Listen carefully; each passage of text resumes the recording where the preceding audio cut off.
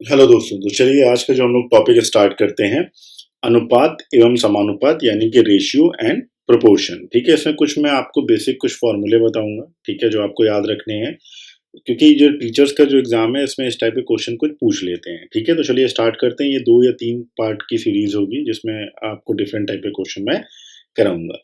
चलिए कुछ डेफिनेशंस देख लेते हैं। सबसे पहले है कि जैसे लिखा है कि दो अनुपातों को बराबरी रखने पर उसको समानुपात कहते हैं, यानी कि इसको अगर हम लोग पढ़ें तो हम लोग पढ़ेंगे A is to B is equal to C is to D, यानी कि ये जो लिखा हुआ पार्ट है, यानी कि A is to B is equal to, ये साइन जो होगा ये प्रोपोर्शन का कह सकते हैं, इक्वल टू का साइन कर सकते हैं, ये इसको इज टू बोलते हैं, या फिर सिंपल भाषा में अगर हम लोग देखें तो ये डिवाइड होता है, यानी A upon B is equal to C upon D. मतलब कि अगर रेशियो का कुछ पोर्शन ऐसे लिखा है तो उसको हम इस फॉर्म पे लिख सकते हैं। ठीक है, नेक्स्ट है, कह रहा है यहाँ पे देखिए ये क्या कह रहा है कि ये आउटर मोस्ट, यानी A is to B proportion C is to D. ठीक है, यानी कि ए और डी, यानी कि ये देखिए ये बाहरी की पोर्शन है। ठीक है, और बी और सी की अगर हम लोग बात करें तो ये क्या है, आपका इनर पोर्शन है। ठीक है, तो कभी कभी क्या होता है कि यहाँ पर जो कह देते हैं कि मल्टीप्लीकेशन कह देते हैं, तो इतना याद रखिएगा। देखिए यहाँ पे लिखा है ना कि A D is equal to B C. ठीक है, यानी कि आपका जो आउटर मोस्ट जो नंबर होता है उनका multiply is equal to inner most का मल्टीप्लाई होता है, जो दोनों इक्वल होता है। फिर कभी कभी क्या होता है कि ये आपका कह देता है कि मिडिल प्रोपोर्शन निकालना है। ठीक है, मध्यानुपाती, तो उसका फॉर्मूला क्या होता है, under root A B directly. कई बार क्या होता है कि क्वेश्चन ऐसे पूछ लेता है कि मध्यानुपाती बताओ और तृतीयानुपात बताओ, या फोर्थ अनुपात बताओ, यानी कि फोर्थ प्रोपोर्शनल बताओ, या थर्ड प्रोपोर्शनल बताओ, या सेकंड प्रोपोर्शनल, या मिडिल प्रोपोर्शन बताओ। तो वहां पे ये डायरेक्टली फॉर्मूले वहां पे हम लोग यूज करते हैं। ठीक है, लेकिन यहाँ पे लिखा हुआ है कि जैसे मान लीजिए आपके पास 3 चीजें दी गई हैं, है ना, जैसे ए बी सी और डी हमको पूछता है, तो डी को हम एक्स मान लेते हैं, तो हम डायरेक्टली फॉर्मूला ऐसे लगा देते हैं। कुछ दिक्कत की बात नहीं, देखिए ऐसे ही लिखा है, A upon B is equal to C upon, और डी की जगह हो गया एक्स, तो हमने कुछ किया ही नहीं है, हमें क्या करना है, क्रॉस मल्टीप्लाई कर लेना है। ठीक है, तो क्या हो जाएगा, X is equal to B C upon A. तो कभी कभी पूछता है कि फोर्थ प्रोपोर्शनल आप निकालिए, फोर्थ प्रोपोर्शनल लिखा है ना चतुर्थानुपाती, तो इंग्लिश में कहता है कि फोर्थ प्रोपोर्शनल आप निकालिए, तो यहां से हम डायरेक्ट रख सकते हैं। ठीक है, फिर इसको देखते हैं क्या कह रहा है। कभी कभी क्या कहता है कि ये इंपॉर्टेंट है क्योंकि तृतीयानुपाती कहता है। देखिए दो चीजें होती हैं, एक तो नॉर्मल प्रोपोर्शन होता है, एक कहता है मध्यानुपाती निकालिए, तो अंडर रूट ए बी हो गया। फिर कहता है फोर्थ प्रोपोर्शन यानी कि चतुर्थानुपाती निकालिए, तो बता दिया मैंने आपको। फिर कभी कभी कहता है कि तृतीयानुपाती निकालिए, क्योंकि टीचर्स के एग्जाम में ये वाले क्वेश्चन बहुत पूछे जाते हैं इस टाइप के। ठीक है, तो उसका फॉर्मूला क्या होता है, बी अपॉन अंडर रूट का ए एक्स, या फिर आप X is equal to B square upon A, उसको लिख सकते हैं। ठीक है, फिर यहाँ पे ये चीजें ऐसे लिखी गई, सेम चीज है, वही क्रॉस मल्टीप्लीकेशन कर दिया मैंने। ऐसे लिखा है कि A upon B is equal to C upon D लिखा है, तो मैंने क्या किया, देखिए यहाँ पे क्या कर रहा है कि अब अगर ए अपॉन बी और सी अपॉन डी का दिया हुआ है ना, तो उनका मिश्रण पाती निकालना है, तो क्या हो जाएगा, ए सी अपॉन बी डी हो जाएगा। अगर इस टाइप का क्वेश्चन आपके कहीं पर मिल जाता है, तो जैसे जैसे क्वेश्चन आएगा वैसे वैसे हम इसका यूज कैसे करते हैं इसके बारे में डिस्कशन हम लोग कर लेंगे। ठीक है, चलिए पहला क्वेश्चन ने दिया हुआ है कि A is to B is equal to 3:5 and B is to C is equal to 4:7, और आपको फाइंड करना है A is to B is to C. तो ये क्वेश्चन बहुत इंपॉर्टेंट है सारे कॉम्पिटिशन्स के लिए। ठीक है, तो इसको मैं आपको 2 मेथड बताऊंगा कैसे करना है। वैसे तो इसके 3 या 4 मेथड होते हैं, लेकिन मैं वो 2 मेथड बताऊंगा जो आपको बिल्कुल इजी वे पे समझ में आ जाएगा। जैसे देख लीजिए क्या लिखा है, ए इज टू बी की वैल्यू दिया है 3:5।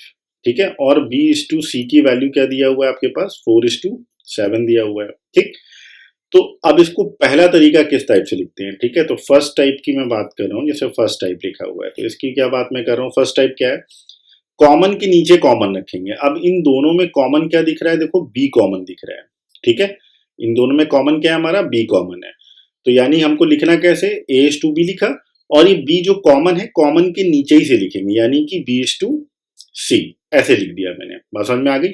ठीक है, तो अब ए इज टू बी की वैल्यू क्या है, 3:5 है। ठीक, और बी इज टू सी की वैल्यू क्या है आपकी, 4:7 है। ठीक है, आपको इतना याद रखना है कि कॉमन के नीचे आपको कॉमन रखना है।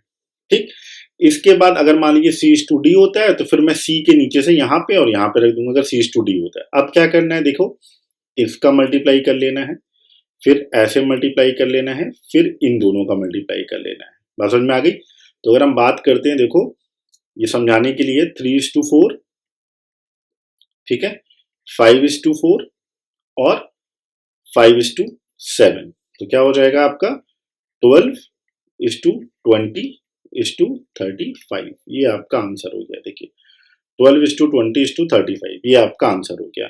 तो एक मेथड तो मेरा ये हो गया इसको सॉल्व करने का, ठीक है। और दूसरा मेथड क्या होता है उसको भी हम लोग देख लेते हैं, ठीक है। अभी तो यहाँ पे हमको क्या करना पड़ा है, मल्टीप्लाई करना पड़ा। मान लीजिए आप भूल गए कि किसका मल्टीप्लाई किस में करना था। अगर कभी ऐसी सिचुएशन आ जाती है तब हम लोग क्या करेंगे, ठीक है। तो हम लोग क्या करेंगे, लिखने का तरीका वही है, कॉमन के नीचे कॉमन ही लिखेंगे। क्या लिख दिया, 3:5 और 4:7।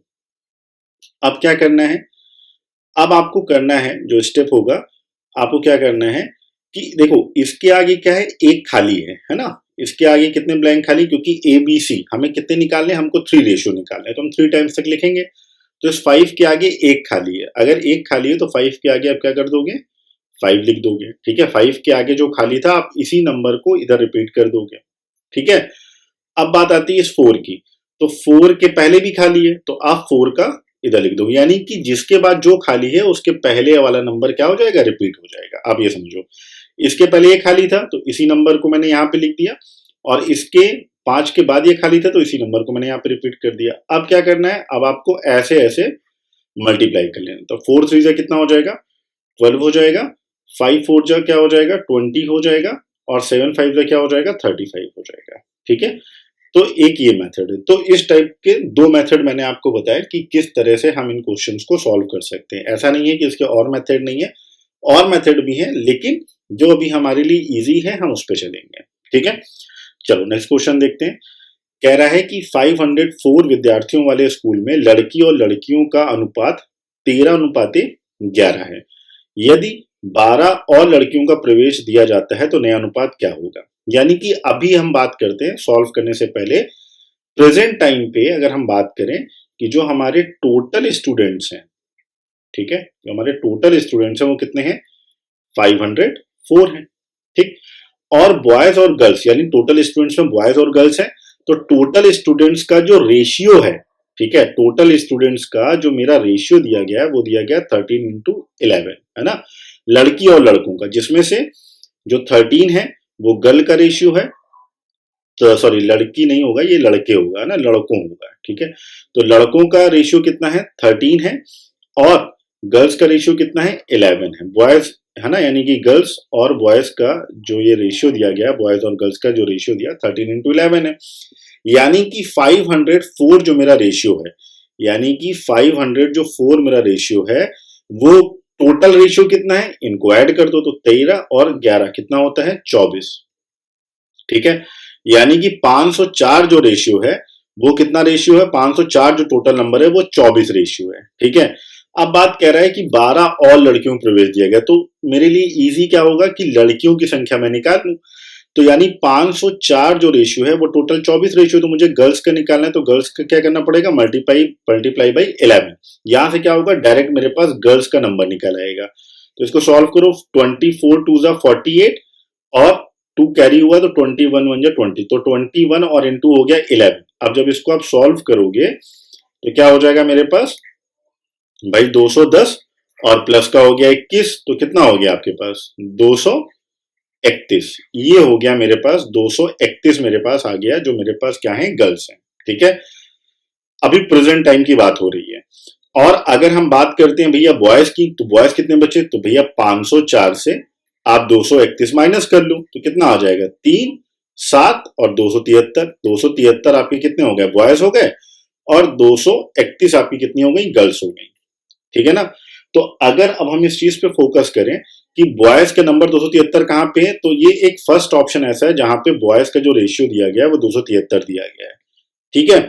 लेकिन गर्ल्स का रेशियो 243 दिया गया है, तो भाई 231 गर्ल्स है ना, और अभी कह रहा है कि भाई 12 और लड़कियां हो गई, तो क्या हो जाएगा, 231 प्लस का 12, तो कितना हो गया, 243 हो गया, ठीक है। तो यानी कि फर्स्ट ऑप्शन आपका क्या होगा, सही होगा, क्योंकि कह रहा है नया अनुपात, तो नया अनुपात क्या हो जाएगा, 273 बॉयज तो रहेंगे ही, और 243 क्या हो जाएंगे, हमारी गर्ल्स हो जाएंगी, ठीक है। बात समझ में आ गई। तो किसी भी क्वेश्चन को करने से पहले आपको समझना है कि पहले वो क्वेश्चन कह क्या रहा है, ठीक है। चलो नेक्स्ट क्वेश्चन देखते हैं, क्या कह रहा है नेक्स्ट क्वेश्चन हमारा। नेक्स्ट क्वेश्चन कह रहा है कि अब यहां से कुछ इंपॉर्टेंट क्वेश्चन स्टार्ट हो जाते हैं हमारे। ठीक है, अब देखो क्वेश्चन क्या कह रहा है कि यदि एक संख्या का आधा दूसरी संख्या के 0.07 के बराबर है। तो पहले तो भाई हम ये देख लेते हैं कि 0.07 का मतलब क्या हुआ। इसका मतलब हो गया भैया 7/100। ठीक है, इसका मतलब हो गया भैया 7/100।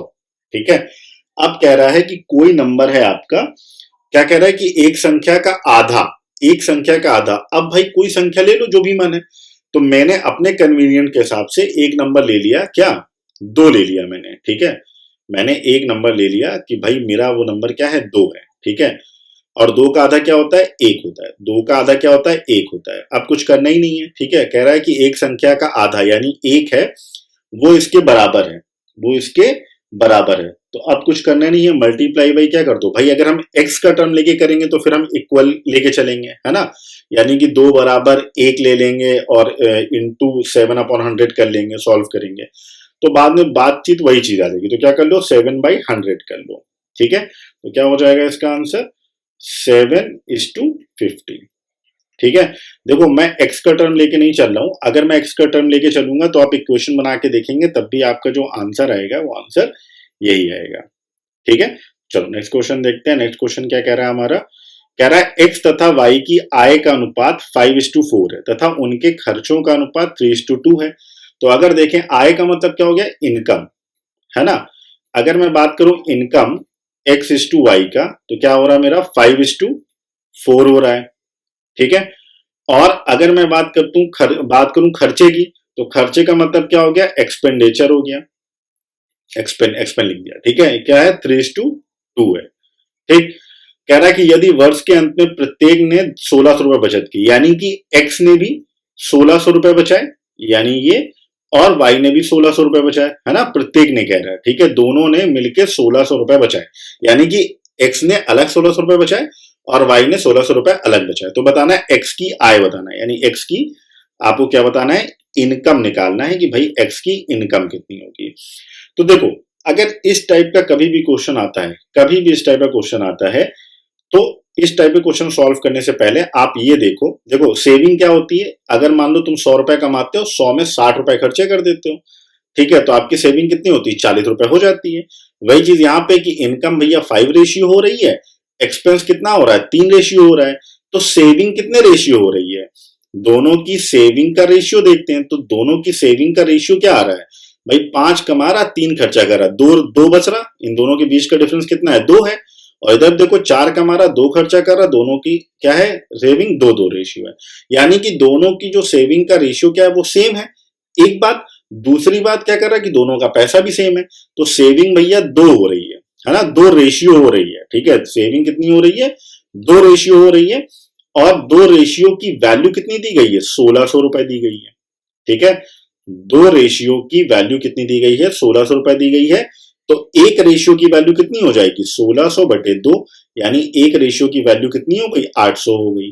ठीक है, और दूसरी बात, एक बात और समझ लो यहाँ पे कि जो हमारा रेशियो में जो वैल्यू दी गई होती है वो कभी भी डेफिनेट नहीं होती, यानी कि जो रेशियो में दिया होता है जैसे 3:2 दिया है, तो इसका मतलब ये नहीं है कि जैसे यहाँ पे दिया है कि x और y के इनकम 5:4 है, नहीं, इसका मतलब ये नहीं है कि आप x की वैल्यू 5 कर देंगे और y की वैल्यू 4 कर देंगे, नहीं, रेशियो में वैल्यू डेफिनेट नहीं होती है, वैल्यू क्या होती है इनडेफिनेट होती है, यानी इसके साइड में कहीं ना कहीं एक छोटा सा x लगा होता है। ठीक है, बात समझ में आ गई। तो इसका मतलब इसको सॉल्व करने का तरीका 2x = 1600, तो x यानी 1 की वैल्यू कितनी हो गई 800। अब 1 की वैल्यू 800 हो गई, तो मुझे निकालनी है भाई x की इनकम, तो x की इनकम का रेशियो कितना है 5 है, तो सिंपल हो जाएगा, क्या हो जाएगा 800 × 5, तो कितना हो जाएगा आपका 4000 हो जाएगा। ठीक है, तो आपका आंसर क्या हो जाएगा 4000, यानी कि सी हो जाएगा। अगर आपसे पूछता है भाई कि y का कितना होगा, तो क्या करना है आपको 800 गुणा 4 में कर देना, तो कितनी हो जाएगी 3200 रुपए हो जाएगी। ठीक है, ये तरीका होता है इसको, इस टाइप के क्वेश्चन को सॉल्व करने का ये तरीका होता है। बाकी बेसिक मेथड भी है, लेकिन हम लोग बेसिक मेथड में अप्रोच नहीं करेंगे। ठीक है, चलो नेक्स्ट देखते हैं हम लोग क्या कह रहा है कि एक विद्यालय में कुल छात्रों की संख्या 2500 है, यदि विद्यालय में 1400 लड़कियां हैं तो उस विद्यालय में लड़कों की संख्या, हम लड़कियों की, तो सिंपल है, इसमें तो कुछ करना ही नहीं है भाई। टोटल जो हमारे स्टूडेंट्स हैं, हमारे टोटल स्टूडेंट्स की अगर हम लोग बात करें तो हमारे कितने हैं भैया, 2500 हैं। ठीक है, अब अगर हम बात करते हैं गर्ल्स की, तो भाई गर्ल्स हमारी 1400 हैं। ठीक है, तो हमारे बॉयज कितने हो गए, सिंपल है भैया, 2500 में से 14 घटा दो तो कितने बचे हमारे, 1100 बचे, है ना। दोनों जोड़ दो, 2500 हो गया।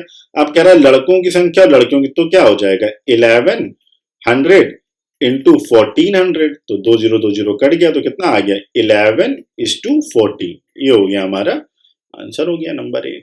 ठीक है, तो रेशियो प्रोपोर्शन बहुत इजी है। ठीक, बस थोड़ा सा समझने की देर है कि क्वेश्चन में क्या कह रहा है ना। चलो नेक्स्ट देखते हैं हम लोग क्या कह रहा है कि यदि एक्स वाई, ये तो सिंपल सा क्वेश्चन है, हम लोगों ने पीछे किया हुआ है ना। X is to y equal to 3:4 दिया गया है और y is to z is equal to 8:9 दिया गया है।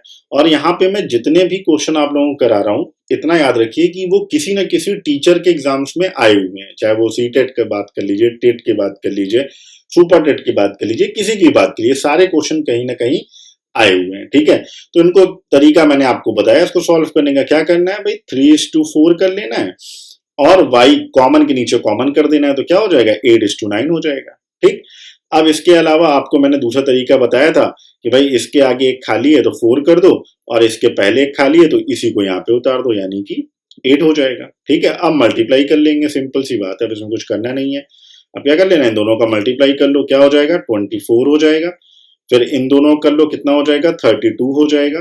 फिर इन दोनों कर लो, कितना हो जाएगा, 36 हो जाएगा। ठीक है, अभी ये और छोटे पे जा सकता है, तो हम लोग देख लेते हैं भाई किससे कट जाएगा, 4 से कट जाएगा, है ना।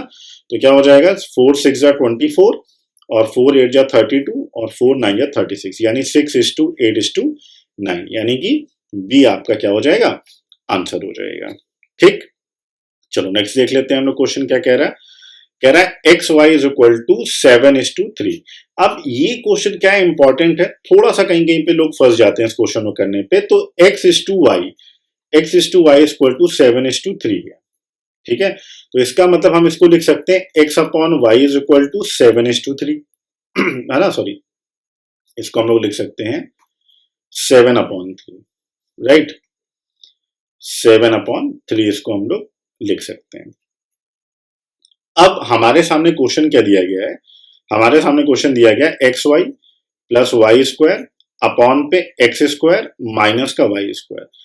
कभी भी अगर इस टाइप में कुछ क्वेश्चन दिया हो ना तो इस पूरे क्वेश्चन को आपको कोशिश ये करनी है कि एक्स अपॉन वाई के फॉर्म पे हम लेके आए, तो हमारे लिए बहुत कन्वीनियंट हो जाएगा इस टाइप के क्वेश्चन को करना।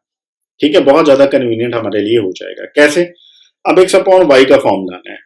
देखो ये है x और ये है x, अगर मैं यहाँ पे y का डिवाइड कर दूं, मैं यहाँ पे अगर y का डिवाइड कर दूं, y से y कैंसिल हो जाएगा, लेकिन x अपॉन वाई का फॉर्मेट नहीं आएगा।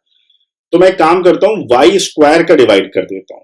ठीक है, तो मैं काम करता हूं y स्क्वायर का डिवाइड कर देता हूं। ठीक है, तो divide y square upper and both, है ना, मतलब यही ऊपर भी करना है और नीचे भी करना है, ऐसा तो है नहीं कि सिर्फ ऊपर ही ऊपर कर देंगे।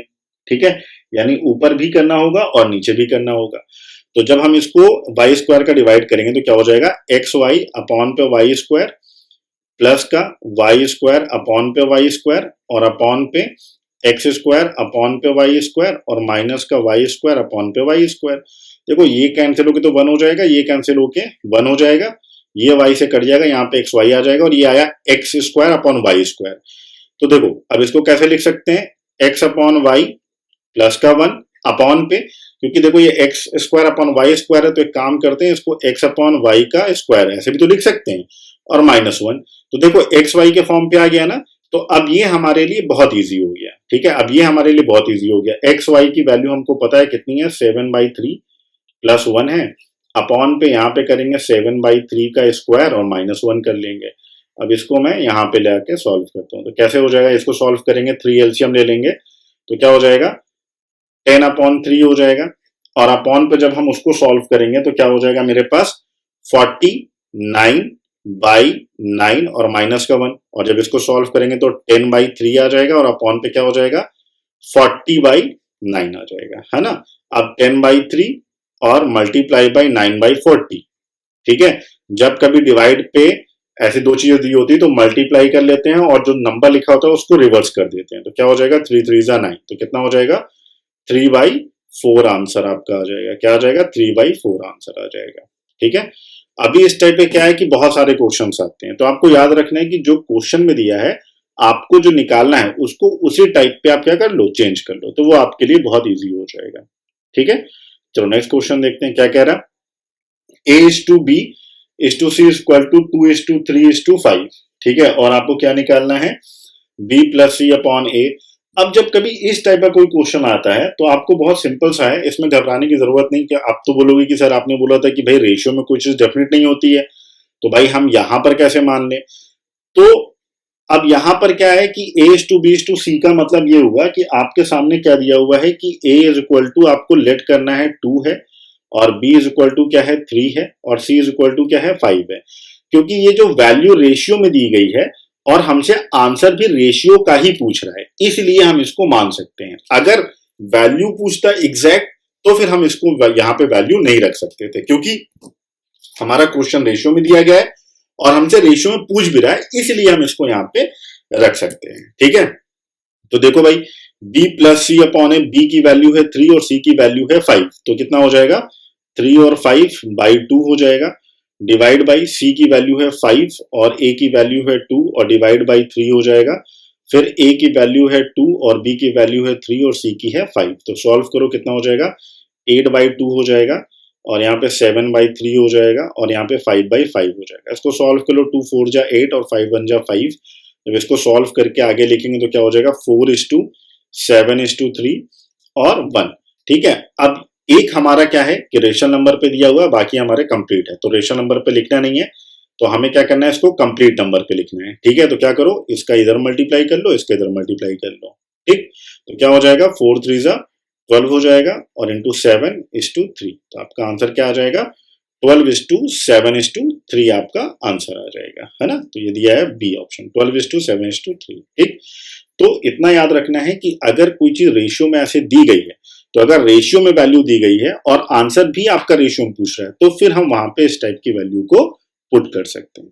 ठीक है, चलो नेक्स्ट क्वेश्चन देखते हैं क्या कह रहा है। नेक्स्ट क्वेश्चन हमारा कह रहा है A is to B का 4/5 and B is equal to C का 5/2, तो A is to C की वैल्यू निकालनी है।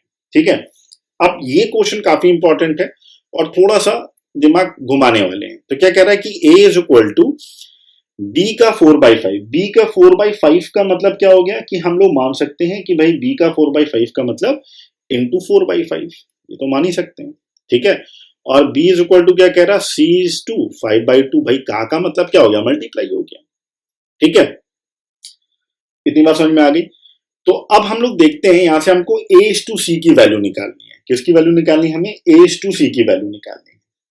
ठीक है, तो अगर मैं देखूं यहां पे, देखो मेरे पास B की वैल्यू दी गई है, B की वैल्यू दी गई है। अगर इस B की वैल्यू को, है ना, यानी ये B की वैल्यू क्या दी गई है? C is to 5:2। इस वैल्यू को, यानी कि इस B की वैल्यू को मैं यहां पे रख दूं। ठीक है, तो क्या हो जाएगा? A is equal to, B की वैल्यू रखी मैंने C is to 5/2 is to 4/5, ये दिया गया है, और मुझे निकालना क्या है? A is to C निकालना है। तो भाई सिंपल सी बात है ना, ये इधर मल्टीप्लाई पे तो इसको इधर लिया तो डिवाइड पे हो जाएगा, तो क्या हो जाएगा? A upon C is equal to 5/2 into 4/5। अब इसको सॉल्व कर लेना है, तो हमारा सीधे सीधे क्या हो जाएगा? आंसर आ जाएगा। तो क्या हो जाएगा? 5 से 5 तो कैंसिल हो जाएगा, और 2 2 से क्या हो जाएगा? 4 हो जाएगा। तो क्या हो जाएगा? 2 और अपॉन पे क्या बचेगा? 1। तो इसका आंसर क्या हो जाएगा? 2:1, यानी A is to C की वैल्यू क्या हो जाएगी? 2:1 हो जाएगी, यानी आंसर आपका बी होगा। ठीक है, तो ये क्वेश्चन देखने में थोड़े से डिफिकल्ट लगते हैं, लेकिन ये क्वेश्चन होते बहुत ईजी है ना, जो आपको समझ में आ गया होगा। ठीक, चलो नेक्स्ट क्वेश्चन देखते हैं। नेक्स्ट क्वेश्चन क्या कह रहा है हमारा? नेक्स्ट क्वेश्चन हमारा कह रहा है कि A का 33 1/3%। ठीक है, A का 33 1/3% इज इक्वल टू B। अब यहाँ पे क्या है? 3 वैल्यू आएंगी और लास्ट में हमको A is to B is to C निकालना है। तो क्या हो जाएगा? A का, यानी कि A का 33 1/3% इज इक्वल टू B का 1.5 इज इक्वल टू C का 1/8। अच्छा, अब यहाँ पे क्या है कि ये A की वैल्यू जो है वो B के इतने के बराबर है, और B का 1.5 का मल्टीप्लाई करो वो C के इतने बराबर है। अब इसको हम सॉल्व करते हैं। देखो 33 1/3% की जो वैल्यू होती है वो होती है 1/3। ठीक है, ये परसेंटेज पढ़ा होगा या फिर भी मैं उसको और एक्सप्लेन करूंगा कैसे निकालते हैं फ्रैक्शन वैल्यू, तो समझ में आ जाएगा। तो 33 1/3% की फ्रैक्शन वैल्यू हो गई 1/3। ठीक है, इतनी बात समझ में आ गई। इसके बाद यहां पर अब अगर मैं इसका पॉइंट हटाता हूं, मैं इसका पॉइंट हटा देता हूं, तो क्या हो जाएगा 15b/10 और इज इक्वल टू c/8। इसको थोड़ा सा शॉर्टेस्ट फॉर्म पे कर लेते हैं, 5 3 और 5 2 ये हो गया। तो क्या हो जाएगा a/3, ठीक है, is equal to a/3 is equal to 3b/2 is equal to c/8। और मुझे क्या निकालना है, रेशियो निकालना है ना। ए बी सी का मुझे क्या निकालना है, रेशियो निकालना है। तो मैं रेशियो कैसे निकालूंगा, देखो सब चीजें ठीक है, लेकिन ये जो बी वाला के बगल में 3 हो रहा है ना, ये थोड़ा सा दिक्कत कर रहा है ना। तो मैं एक काम करता हूं, इसको मैं a/3 is equal to b/, इसको मैं ऐसे भी तो लिख सकता हूं 2/3, है ना। ये तीसरा पोर्शन तो ऊपर चला जाएगा, ठीक है। यानी इस 3 वाले पोर्शन को मैं 2 के नीचे तो लिख ही सकता हूं, क्योंकि अगर हम उसको सॉल्व करेंगे तो ये 3 क्या चला जाएगा, ऊपर पहुंच जाएगा, है ना। ये यहां पहुंच जाएगा सॉल्व करेंगे, तो मैंने लिख लिया और c/8 कर लिया। अब जब ये बन गया तो इसका मतलब क्या हो गया कि भाई a:b:c ये दिया है, तो a के नीचे क्या है 3 है, तो यानी a:b का 3 रेशियो और 2/3 रेशियो और 8 रेशियो, ये आ गया। अभी इसके पहले वाले क्वेश्चन में मैंने आपको बताया था कि एक अगर फ्रैक्शन में दिया है और हमको क्या करना है, सारे बराबर करने, तो क्या करेंगे, इस 3 का मल्टीप्लाई इधर कर देंगे और इधर 8 में कर देंगे। तो क्या हो जाएगा 3 3 9 2 और 24। तो क्या हो जाएगा 9:2:24, यानी कि ऑप्शन सी इसका क्या हो जाएगा, सही हो जाएगा। बात समझ में आ गई, क्लियर है ना। ठीक है, जब अपॉन पे सारी चीजें होती हैं तब भी उसका मतलब वही होता है। ठीक, तो हम लोग सीधे उसको लिख लेंगे। ठीक है, चलो नेक्स्ट क्वेश्चन देखते हैं क्या कह रहा है हमारा, कि यदि 3x minus y is equal to x plus y, यानी कि 3x माइनस वाई अपॉन पे x plus 5y is equal to 5/7 दिया है, तो मुझे निकालनी है वैल्यू, किसकी निकालनी है मुझे, x प्लस वाई अपॉन पे x minus y is equal to what, मुझे ये फाइंड करना है। तो मेरे सामने क्वेश्चन दिया गया है, तो सिंपल से देखो, इसमें कुछ हमको गणित लगाने की जरूरत नहीं है, क्योंकि ये इक्वेशन हमारे सामने दी गई है। तो हमको सिंपल सी बात है कि हम x और y की वैल्यू निकाल लें। जैसे कि इसके पहले वाला मैंने क्वेश्चन किया था कि अगर हम अपना x अपॉन y वाला जो क्वेश्चन आया था, अगर उस फॉर्म पे इसको चेंज कर लें तो आ जाएगा। देखो सिंपल सी बात है, मैंने 7 का क्या कर दिया, इधर मल्टीप्लाई किया तो कितना हो गया 21x हो गया, और माइनस का 7y हो गया इज इक्वल टू 5x हो गया, ठीक है, और प्लस का 25y हो गया। ठीक, तो 20 x एक साइड कर लो तो कितना हो जाएगा, इधर पे 16 हो जाएगा, 16 है, 21 से 5 माइनस कर देंगे और ये 7 है वो उधर चला जाएगा, तो क्या हो जाएगा 25 और 7 में कितना हो जाएगा 32y हो जाएगा। तो x अपॉन y कर लेंगे तो 32/16 हो जाएगा, यानी कि 2/1 हो जाएगा। यानी कि x अपॉन y की जो वैल्यू आ गई मेरे सामने वो कितनी आ गई, 2/1 आ गई। अब मेरे सामने क्या क्वेश्चन कह रहा है कि x plus y upon x minus y की मुझे वैल्यू फाइंड करनी है। ठीक है, तो अगर देखें क्योंकि ये भी रेशियो में ही है, तो मैं सीधे सीधे रख सकता हूं कि भाई जो x की वैल्यू है वो 2 है और y की वैल्यू क्या है 1 है। क्यों, क्योंकि रेशियो में ही आंसर पूछा है, तो रेशियो की वैल्यू हम यहाँ पे पुट कर सकते हैं। ठीक है, तो क्या हो जाएगा 2 + 1 अपॉन पे 2 - 1, तो यानी कि 3/1 हो जाएगा, है ना। तो आंसर कितना आ जाएगा आपका 3/1 आ जाएगा। ठीक है, तो आंसर क्या हो जाएगा, सी ऑप्शन हो जाएगा इसका। ठीक, अगेन मैं आप लोगों से बार बार कह रहा हूं, क्योंकि हमारा रेशियो में क्वेश्चन था और आंसर भी हमको रेशियो में निकालना था, इसलिए मैंने x की वैल्यू 2 रख दी और y की वैल्यू 1 रख दी। अगर रेशियो में नहीं पूछता, एक डायरेक्टली नंबर मांगता, तो फिर मुझे x y को, यानी कि जैसा हमने पिछले वाले क्वेश्चन में किया था, y का मैंने डिवाइड किया था, उस टाइप से हम लोग सॉल्व करते हैं। ठीक है, तो आई होप आपको ये क्वेश्चन जितने भी हैं वो समझ में आ गए होंगे। ये लास्ट पार्ट नहीं है, इसके आगे भी मैं इसके 1 या 2 पार्ट और डालूंगा, उसमें और डिफिकल्ट टाइप के जो क्वेश्चन होंगे उनके बारे में डिस्कशन करूंगा। अगर आपको क्वेश्चन समझ में आए हो तो प्लीज लाइक करिए, सब्सक्राइब करिए, शेयर करिए, और अगर कोई भी डाउट होता है तो प्लीज कमेंट करके आप हमसे पूछिए। तब तक के लिए बाय बाय।